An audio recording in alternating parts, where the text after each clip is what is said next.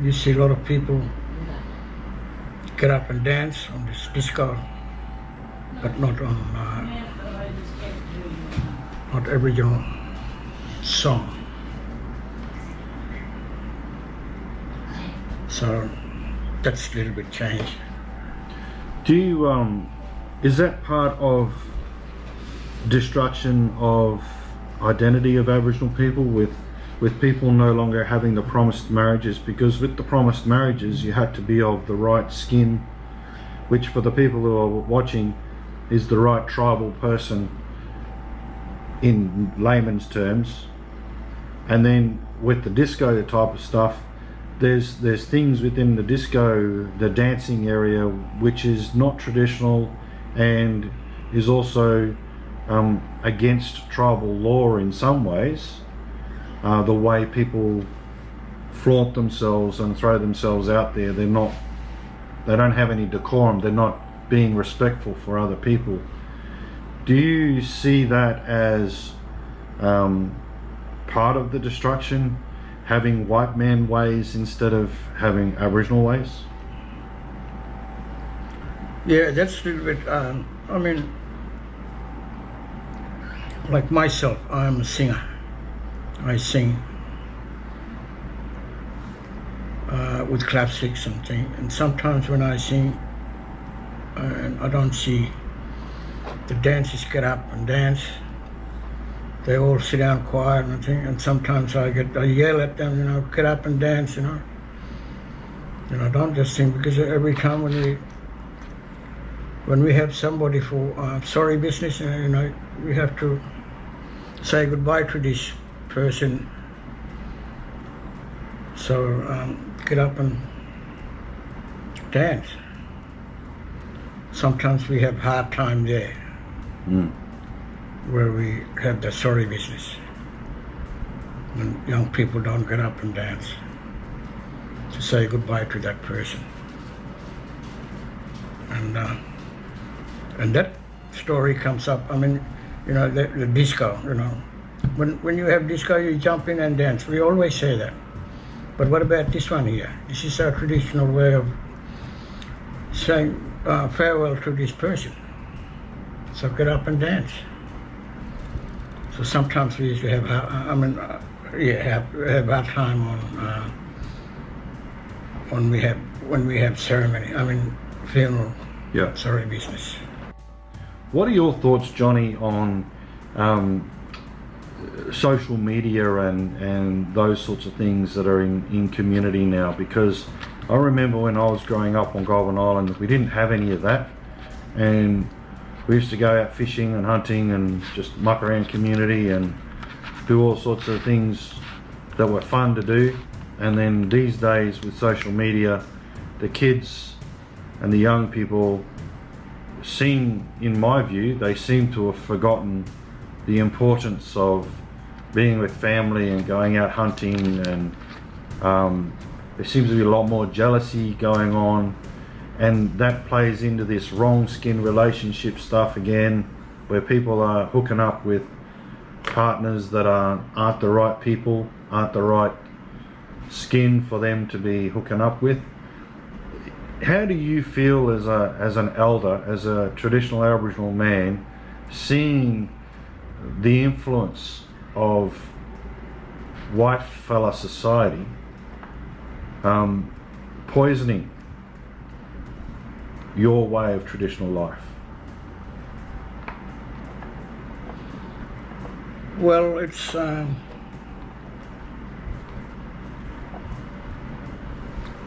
mean, it's really, I can't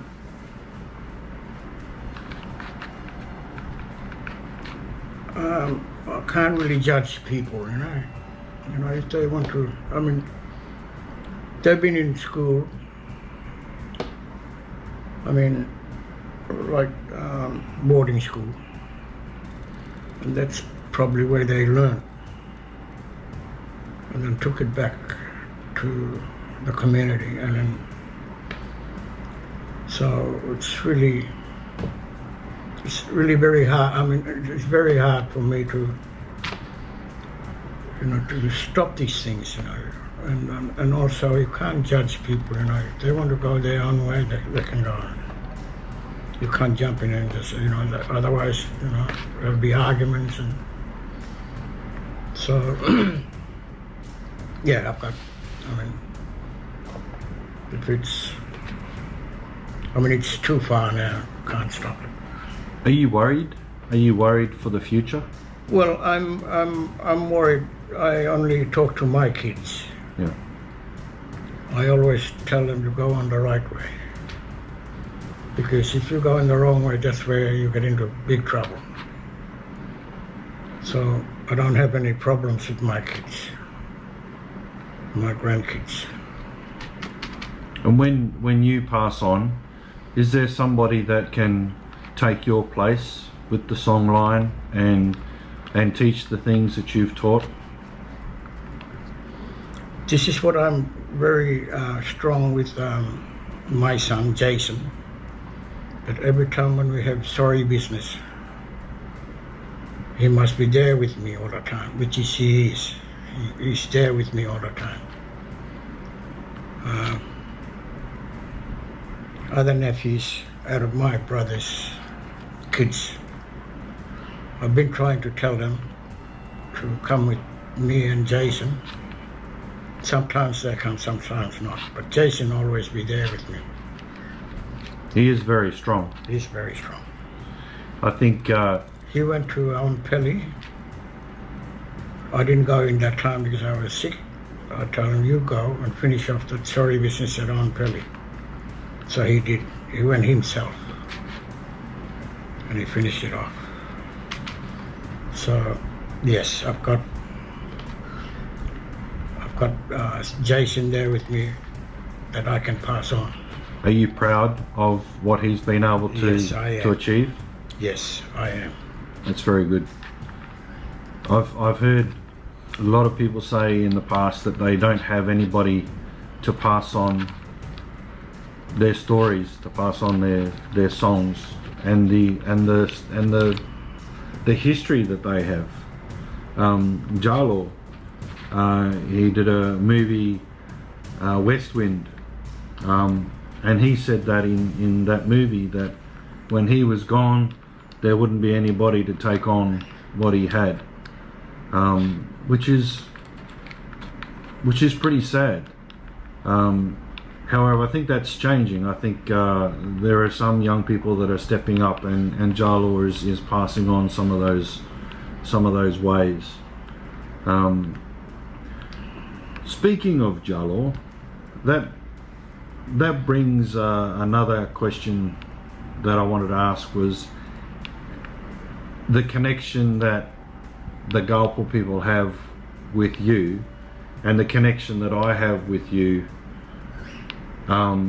through my Aboriginal father who's passed away. So I was just wondering if you'd be able to, you know, touch on that story around how that came about and how you are my father-in-law, but you're also my stepfather, which is a bit weird. Yeah. Yes, yes. Yep.